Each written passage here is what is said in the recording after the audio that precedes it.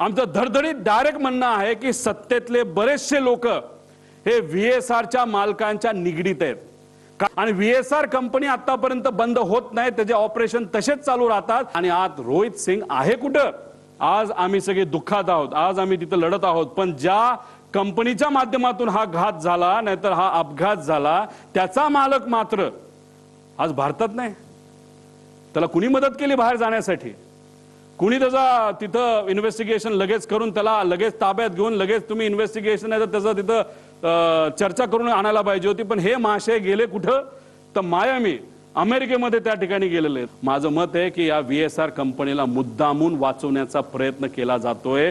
एवढा मोठा माणूस महाराष्ट्राचा नेता गेल्यानंतर सुद्धा या सत्तेत असणारे काही लोक मुद्दामून या मालकांना वाचवत आहेत। म्हणजे दादा गेले याचं दुःख यांना नाही, पण पैसा आपला वाचला पाहिजे, मैत्री आपली टिकली पाहिजे, या अनुषंगाने व्हीएसआरला मदत करतात।